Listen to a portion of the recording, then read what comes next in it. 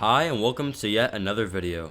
As you saw in the title today, I will be ranking all of the 10 games that I played in 2024. And first off, 2024 was a great year for games, so I actually don't think any of these games are bad. Even the bottom games on the list I still had fun with.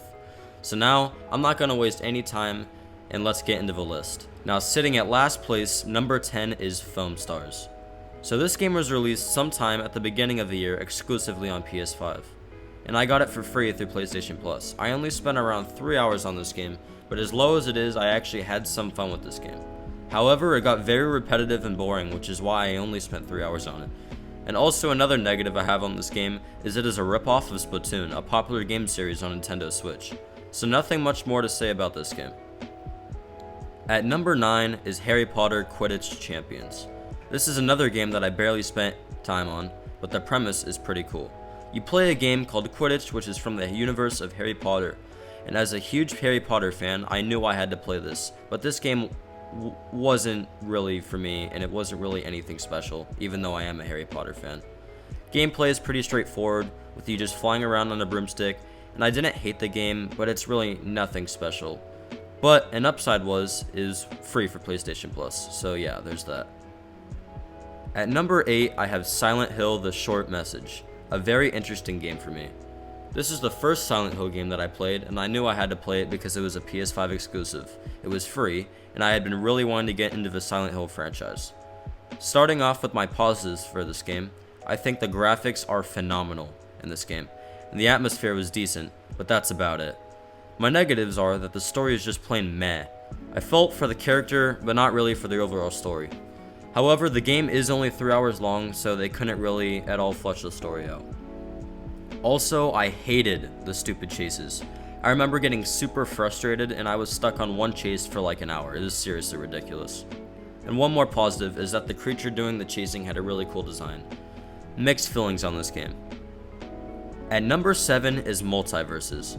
I spent again not that much time on this game, only around 2 hours, and it was fun for those 2 hours. But the gameplay just got really repetitive and boring, and I was just basically button mashing the whole time.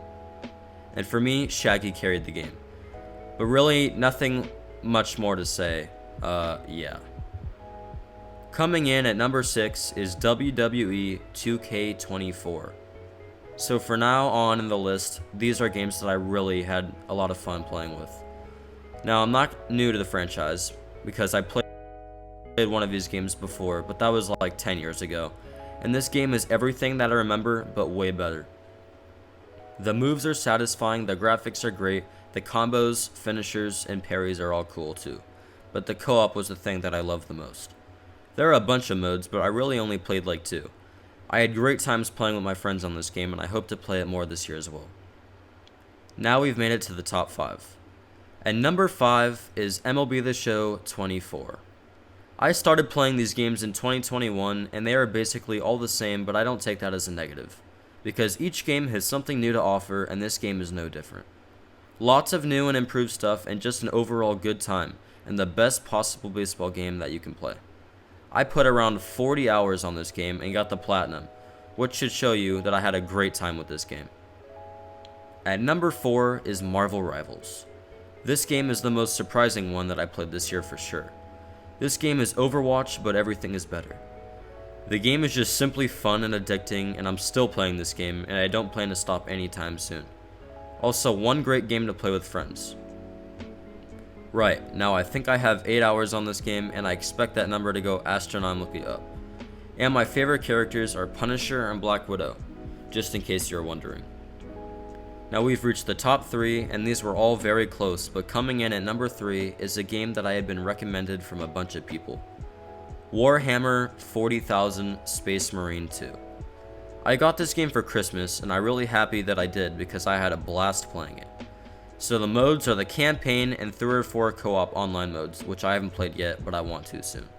This is for sure one of the best stories I've seen in a really long time, and the gameplay was incredibly chaotic and adrenaline boosting fun. This is my first time playing a Warhammer game, and I was just amazed by the amount of interesting lore.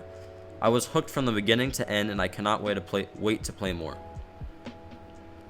Now at number 2, which shouldn't be a surprise, is Astrobot, a PS5 exclusive, which also won Game of the Year, and rightfully so. This is for sure, without a doubt, one of the greatest games that I have ever played, and there is not really a story, but the gameplay and graphics were so good. The level designs were also so unique and stunning, and it was just a lot of fun, and I happened to get this for my birthday, which I was really happy about too. But finally, coming in at number 1 is Bloober Team's Silent Hill 2 Remake.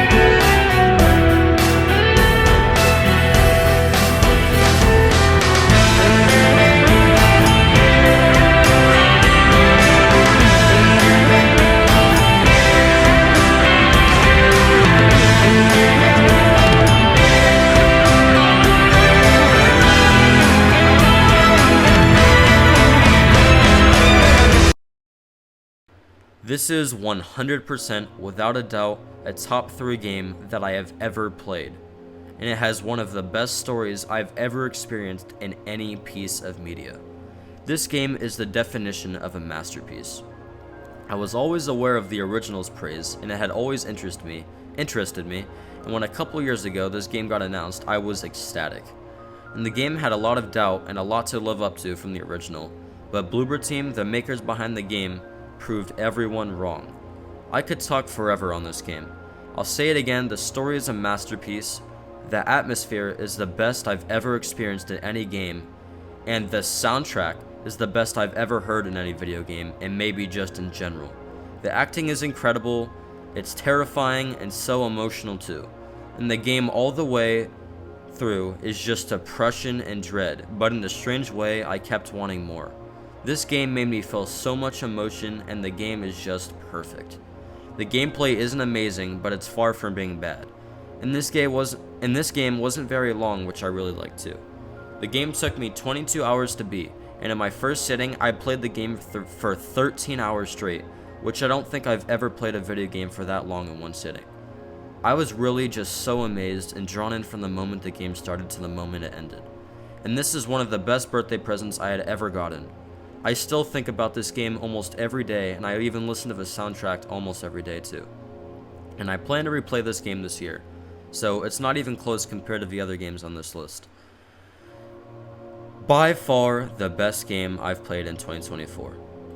So guys, that's it for the video. I really hope you enjoyed, and I know this video was really long and really late. This is supposed to not release a month into 2025, so I'm sorry about that.